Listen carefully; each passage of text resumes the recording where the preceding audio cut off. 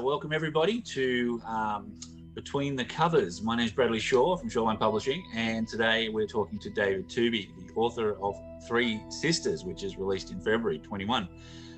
David, thank you so much for joining us this evening. Thanks for having us. So very excited about your book, Three Sisters, coming out. I'd love it firsthand if we could get your summation of the book. Tell us about what it's about, what we can expect for readers when they buy the book. Yeah, okay, thanks. So this is the second novel I've written, but it's the first novel was same sort of genre, which is crime fiction, but it was a little bit more of an experiment. So this one is a serious book, and it's really it's come about through my love of landscape. I am actually a landscape architect in my other world, and my love of crime fiction generally, and that combined with really getting into my late 40s and really feeling a need to write, which I never felt before, but all writers will tell you at some point, if that urge is strong enough, you'll commit to all those hours you need to commit to get into it. So it's that's how it came about, and the book is set on the where I live, which is the north coast of New South Wales, and it was prompted, the plot, somewhat by a particularly heinous crime that happened in the Yamba region years ago, and I won't go into that, but it was something that really affected everyone, particularly males in the world, and how could this rape happen on a beach and it be so much in the public eye, and it really got me thinking. And the novel isn't a commentary on that, but it's part of the exploration, I reckon, and part of the start point of that. Yeah. Wow. So. Wow, that's very challenging. So, in writing that book, having such a, as you say, an effect of a community as well as you personally, what did you feel was the hardest part of writing this story? It is quite dramatic as a story. It's the hardest part for me writing is actually, and I'm sure this is the case for a lot of writers, is actually writing in and writing in what I call backstory, is actually introducing characters. At the front end of the book is actually the hardest. The actual action scenes and the things that I found easier to write with the creative side. I'm a very creative person by nature, so dreaming up things and plots and everything was actually the easy part. Yeah. Putting that into words and trying to get it substance in backstory and character development, things like that, took more energy. But I with energy is come reward, and I think it has come out that way. And I've certainly been on a journey with various reviewers and manuscript reviewers even prior to coming to Shoreline. So it's been a long process over probably about 2.5 years. Yeah. And it shows in your work too. You've taken a serious effort to craft a story that's authentic enough in the setting, but also in the characters, and that's important, I think, as a new writer in the marketplace, to show that you've got that discipline. And as you said, you started later in life. Maybe did you feel that the maturity you had being older was better for you to write that way, like in a more honest way, than trying to contrive a falseness of being younger? That's a good question, because my coming to this is actually unusual. I had dyslexia as a child, and there's a nice sub story in this. I failed English right through high school. I just couldn't never understand. Comprehension was a big deal. Spelling was a massive deal. So I really struggled, and fortunately I was creative and I was able to become a designer relatively.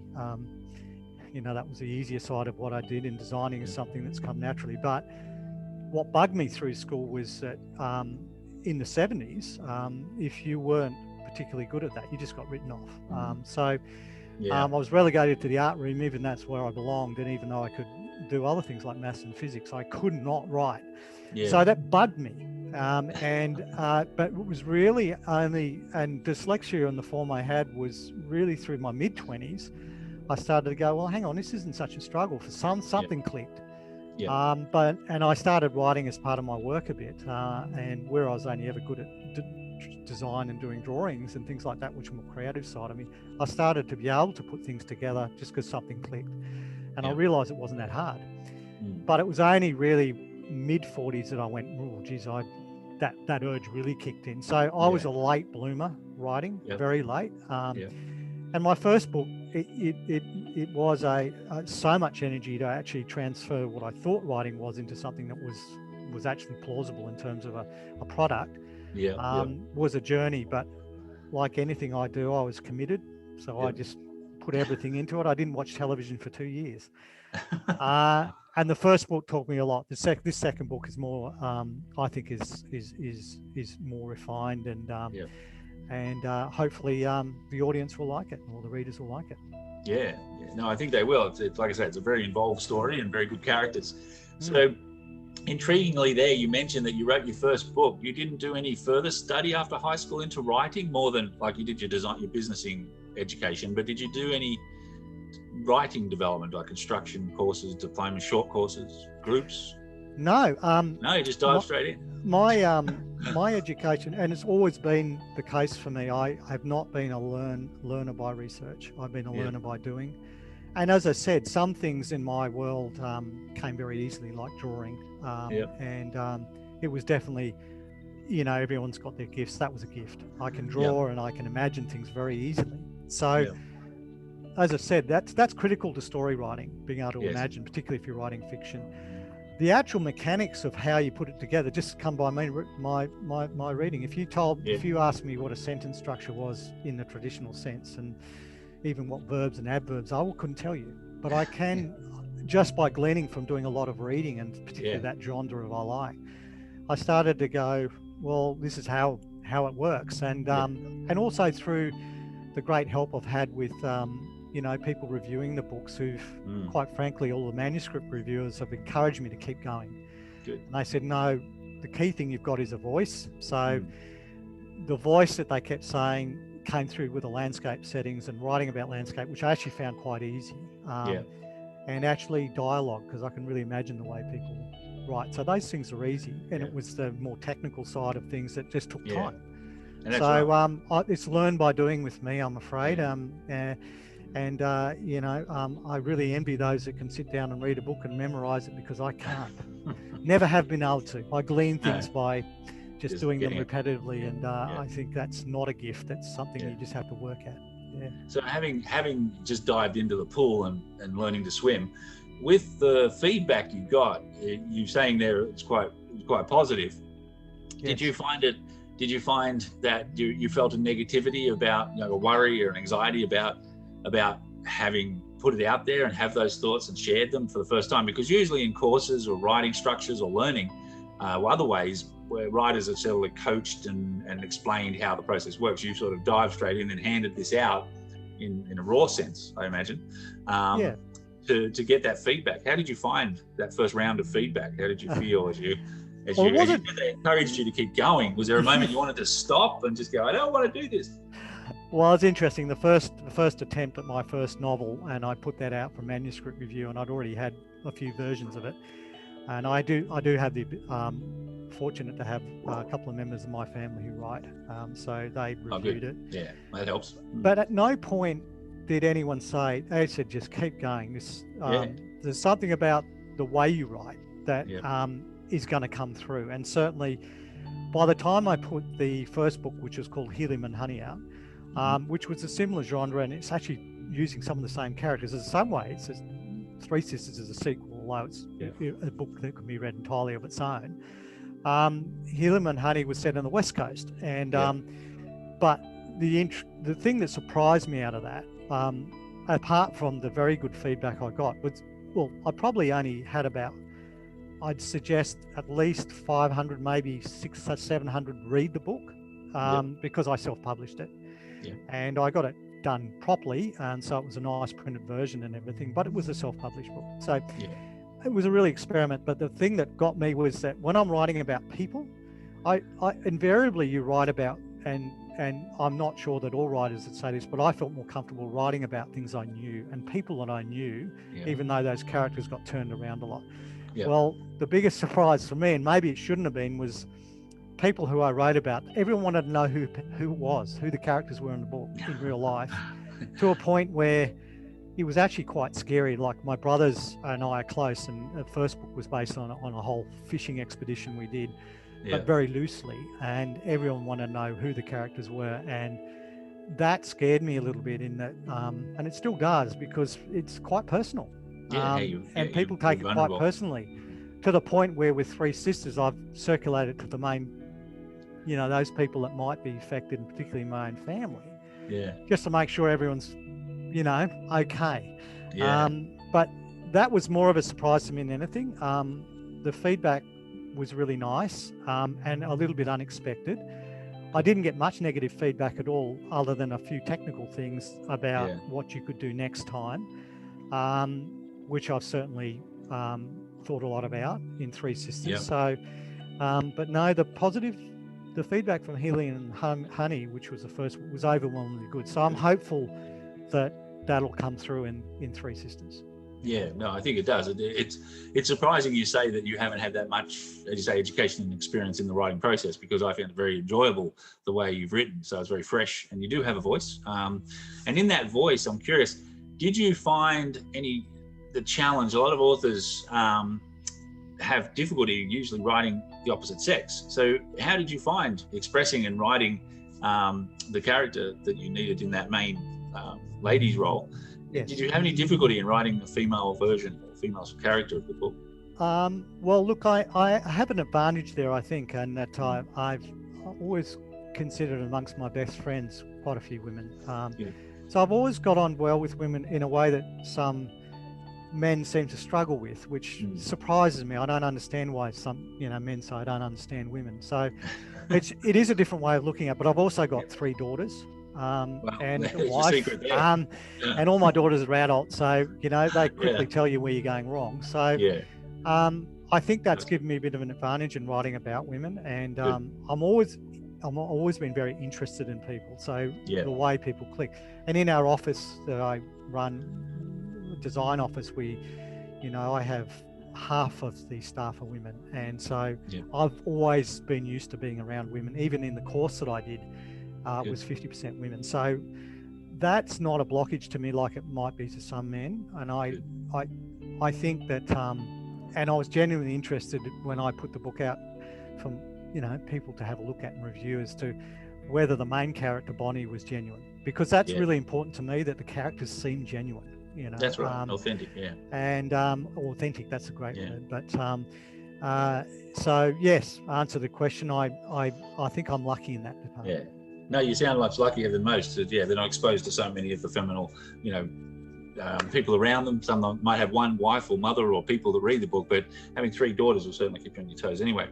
That's right. So well done. So with that in mind, what sort of research in the practicality of the story did you have to do? Like you said, it was based loosely on an event, an episode of an attack in your area.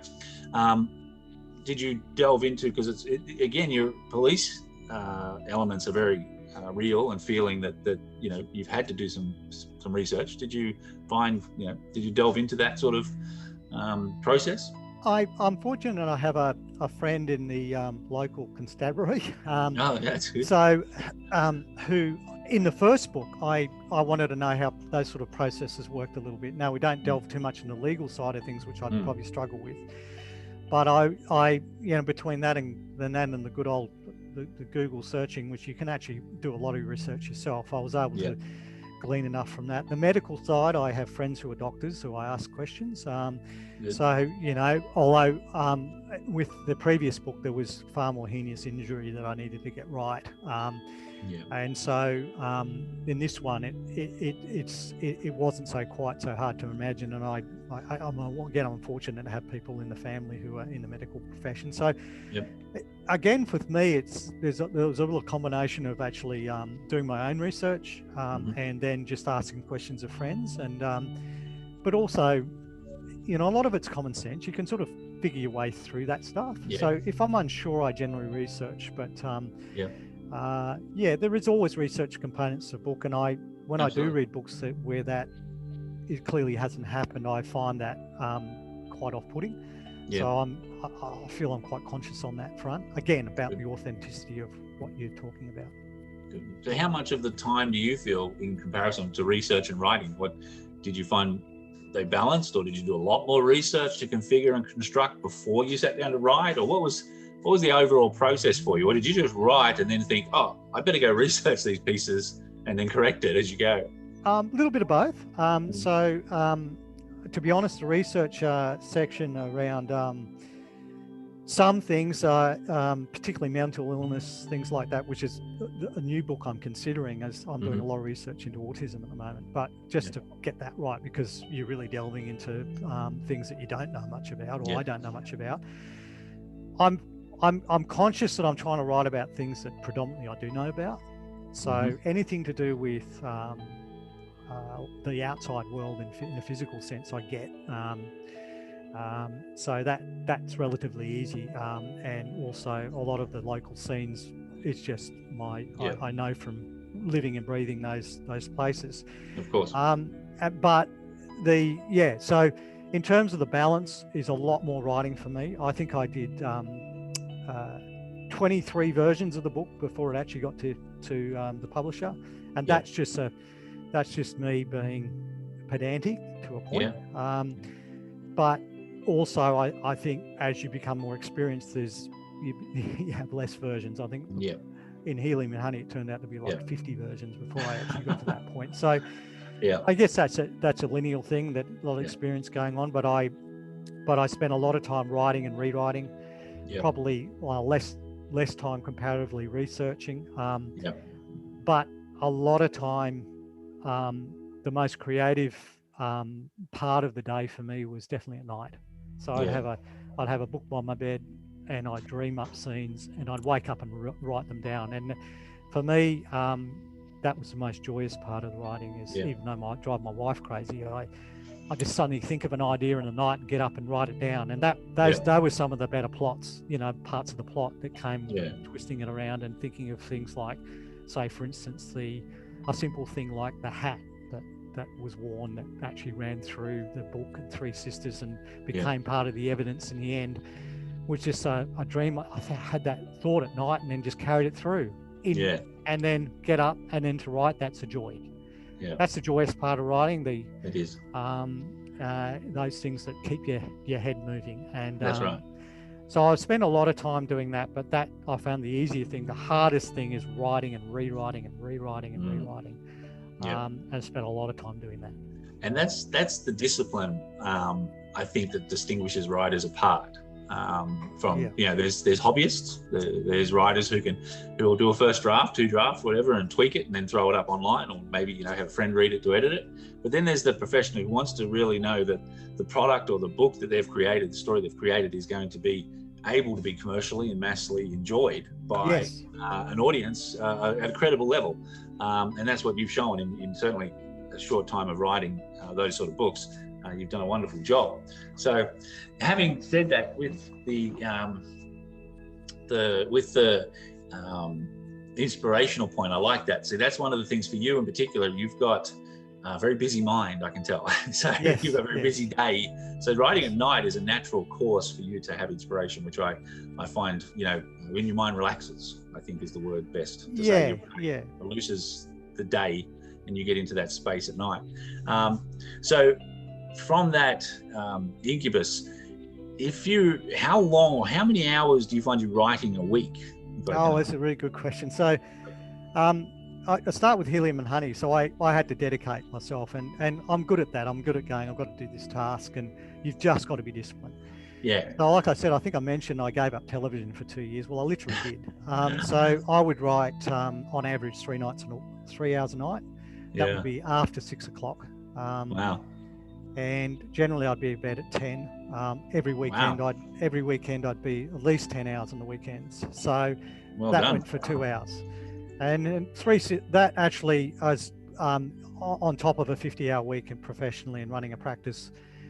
was fairly telling on a few things, including relationship with my wife. My kids have left home, so I knew I couldn't do it before then. So Three Sisters, I was a bit more disciplined in and not going so, because that's the obsessive part of my character, I guess. Yep. Not being as obsessed as I'm being more real about it. So I'd say it was sort of a little bit more like 3 hours 4 nights a week, and then 1 day on the weekend. It took a similar amount of time, a bit longer than 3, but then I learned so much from the first book that the rewriting, I didn't rewrite it so many times. Wow. I still have 3 manuscript reviews, just to try and sort of just tighten everything up, which I think is a really, if I was advising any new writer, that's so important. You're getting an outside point of view. So the manuscript review of people I was using, that wasn't just the same person either. It ended up being the same reviewer, a wonderful lady from Sydney, but and we formed a bit of a relationship over there, because they were a lot of people write one book and then stop. So they were very much more encouraged when I came back to them with a second. And so I'd say that was an invaluable part of me, because you get to a point writing where you go, you need someone to unlock things and think about other possibilities. So that's a process. You've got to be really committed. So much so that after, when I finished writing Three Sisters, I've actually taken a break. So I've had 6 months of not writing, because physically it's quite demanding, and I think you need a break. And you got 2 years worth of television to catch up on. Yeah, that's right. So Netflix has never looked better. It's been a lot of good shows. And also, this is the other thing. You live in a house of 4 women, and yet you manage to get all those hours at work and writing, and not have to give all that attention to those girls, which you've done really well for that. Because I said, I only started writing when they'd all left. So all my children are adult children, and they 3 of them live in Sydney, and so they range from 24 to 30. So it would have been a very difficult task to run a business and then write with managing a family. So as part of the reason I started in my later, I knew how much time it would take. Good. So on that basis, being time and being effort and being, creative, what would you say in general you found is your writing kryptonite? Like what hinders you, what stops you, what takes away your power? Is that more a question of what is the weak points that make you stop? Like for me, it's an afternoon nap at 3 o'clock. I've got to stop everything and go and have a nap. Okay. And then so that's my kryptonite. I can't write at nap time. I just can't. So so what elements in your life become your kryptonite? Okay, so when I say I write at night, my most creative time is in the morning when I'm fresh. So that's taken up generally by workspace during the work. So at night, if I'm writing and rewriting, I can do that, but I can't do the thinking the plot. So if I'm in the real thinking the plot situation, I can't sit there for 3 hours. I'll go off and I'll have a nap and I'll think of something, then I'll get up. But look, in the end, what stops me more than anything is just you can't operate when you're tired, and I just don't have enough hours in the day. That's my biggest problem. Time. I'm also a very, quite a keen sportsman at a level, and I do a lot of fishing, and so I've got all these other things in my life, and keeping a relationship going takes energy too. So you've got to be careful about how you balance it out. And for me, there's just not enough hours in the day. I think that's the easiest way to sort of answer that. Absolutely. I think for everybody, especially when you're balancing life as well. If we're all doing a full-time writing job, we're probably no problem. But when we're not, I agree. So out of curiosity, and don't give anything away, no, don't give any spoilers, but do you like to write so there's things in there the readers can uncover or discover that aren't always exposed clearly as a plot line, but they're just those little, I guess, author nuances you might have, or have you thought or created them unintentionally? Yeah, that's a good one too, because in the first book I went to a lot of energy to do that. And to the point where I can reveal in that book that I took names of real places and I mixed the names up and came up with an entirely different name, and there was a bit of a riddle in that to sort of uncover the name, because I didn't want to use real names, but then I wanted that third. And so few people picked up on that. I was a bit disappointed. But yes, I do. I think there's things through Three Sisters that you put in there as little. I know they're going to pick that up, and do they pick up on the page so and so that they can get a keg of it, a case of beer or but not in a literal sense through the book. Little things. I do enjoy that. And I really enjoy the feedback, because the feedback from people is so varied. And people are, interestingly enough, the feedback threw me in that what people liked. In the first book, it was a lot about fishing, and I went, well, you're going to put all the women in the audience off there, and yet a lot of the women really liked that because they didn't understand it, but been writing about it, they understood it more. Well, they're wondering what their husbands were doing out there. What are they doing out there all that time? So now they get it. Now they wow, I never knew it was so involved. I thought you were just out there sitting with a line and nothing was happening. So getting the feedback it's been really interesting, particularly through the first book, and obviously I haven't had anything from the second apart from people reviewing it and what my family has sort of said. But already you can see the difference feedback coming through, and I love it when people pick up things that you've gone even without giving too much away. The title of the book, where's that twigged in the book, and that's quite deliberate, and I'm hoping readers find that and go, oh, I get that, because it's not obvious. So little things like that, you as a reader, as a writer, they're the gems you like to put into the book that you hope people uncover. They don't always do that, but when they do, it's great. And particularly, as you said, you're working on some more books, so as the fan base grows, I feel they'll see the links, they'll see the styling which you can create that, create those bridges or those references too, and they enjoy that. That's part of their game of being a fan. So if with all the work and the commitment and the sport, if writing hadn't become something important to you later on, as you said, what do you think you would be doing? What do you think you would be doing with the hours? You seem like you're someone who has to have project-based creatives. You have to have input into, the processes. What else do you feel you could do if you weren't writing? Because I'm very much into the was very good at drawing and things. Photography was a passion of mine for a while, so it still is. Good photography, and of landscape and of portraiture and stuff like that. So I still do a bit of that, although that's been a phase. I could always go back to drawing, and at some stage everyone in my family keeps going, oh, you've got to go back to painting, because that was something I did. So there's always something, but I think where writing is really hit home for me is even though in my real world I get involved in very urban design plans and 3D fly-throughs and all this technology that goes with creatively visioning a new place. The technology stitches me up. I don't enjoy technology. So writing is good because it's really you and Word document. That's right. And your imagination, and there's not much getting in the way technology-wise that seems to bother me. Technology bothers me, so that's been a great find for writing. It's like you and something very, very simple, really. The technology involved, it's really your brain, and the technology is not going to get in the way of that. No, it would frustrate me. No end. Even working in Microsoft Word, I get frustrated. But there you go. I mean, I could be doing a lot of different things, and so my plan in life is I've been quite successful in business. Is actually to slowly wind down, and I hope do more writing.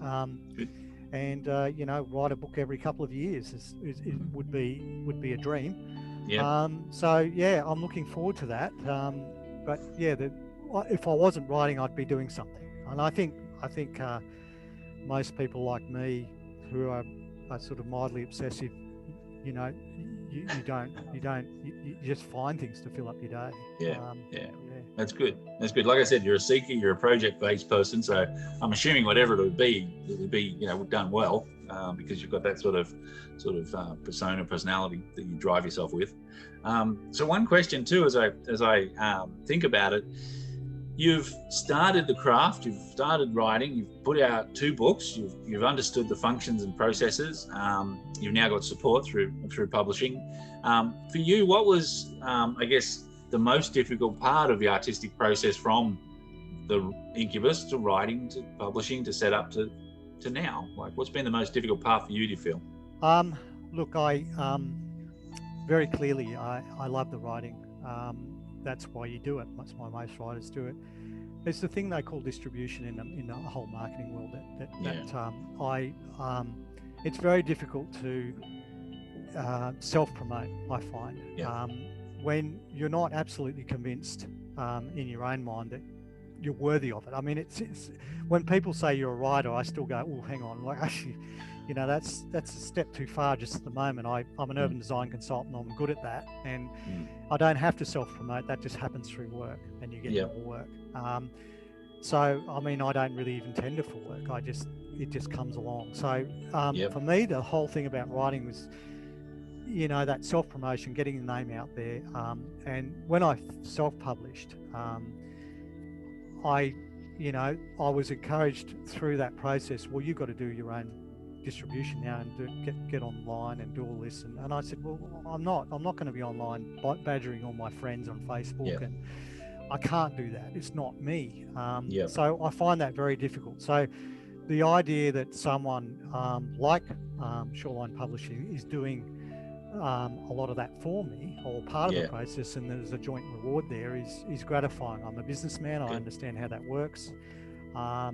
And the other thing that's in my advantage is I'm not in it for the money. I'm in it for I'd like a lot of people to read my book and tell me what they think of it, and that's the key driver for me. And I think I'm lucky not being reliant on it financially. But definitely the distribution, definitely getting it out there, and self-promoting would be the thing that I'd find the most difficult. And it is challenging, and as you say, it's not something people are comfortable with, you know. So, but for everybody watching, you know, we'll promote David very, very easily. It's a great book, so please do grab it. It's in bookstores everywhere. Great books are sold. Now, just one question, David, before we wrap it up for you. I'm just curious, something a bit lighthearted. I'm curious, do you have an interesting writing quirk? Now, something that's a little outside the box, that's not, you know, what people do. I mean, some people write naked, some people write in the bath, some people write hanging upside down. What do you do what would you say you have as a quirk? God, I think I'm a bit boring there, Brad. Oh, no. Look, I'm quite disciplined. My quirk that I said before is my most creative moments come in my dreams. And getting up in the middle of the night, and I can have very little on in that point. Getting up in the middle of the night, trying to get out of bed and not disturbing my wife, and then writing it down and going back to bed, and invariably getting my wife going, "What are you doing?" I'd say that's probably the quirky part. The most quirky part. The rest of me is quite disciplined. I actually, those 3 hours a night that I was doing it, I'd sit down and do those. Not time myself, but I'd do it until I was too tired. And generally, that was 3 hours. And there's a discipline that goes with that. But that's the quirk, and I'm trying to think up of new ways in dialogue, new ways of introducing dialogue rather than just saying so and so said something. I think I read too much of that in books, and I'm continually working on that to make it more interesting. So, and it's good to challenge yourself. I like that.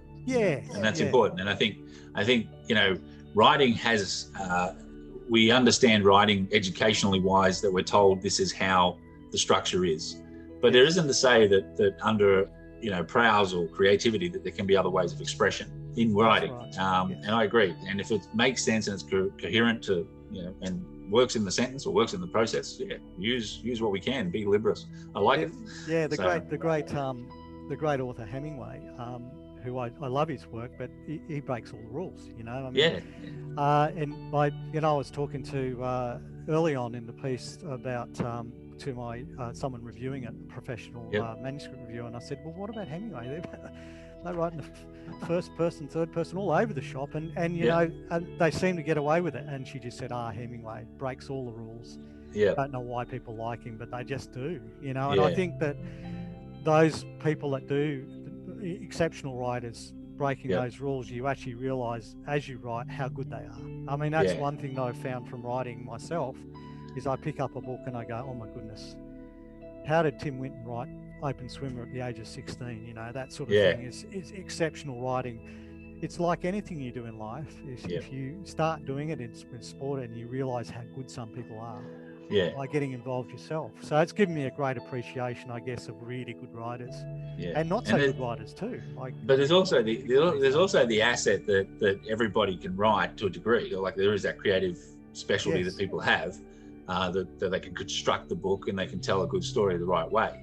But I think fundamentally, a great writer is also created through editing. The association and alignment to a writer and an editor, making a work great than just an idea is perfect for it. And so I believe your book has come up to that stage. I think, you know, the combined ending product of your book is very exciting. Thank you. And it's great to have it out in the market, and we're honoured to represent it. So if I may, in closing, say thank you for your time today, David. I'd like to thank everybody for watching as well, for supporting independent authors, and for helping David achieve his dreams. And I hope you buy the book. It's available, as I said, everywhere. Thank you for your time today, people, for watching. And David, we look forward to further conversations and events with you in future books, I'm sure. Well, thank you. I look forward to the association, and I look forward to the feedback for all the readers. And thank you for having me. Awesome. Now.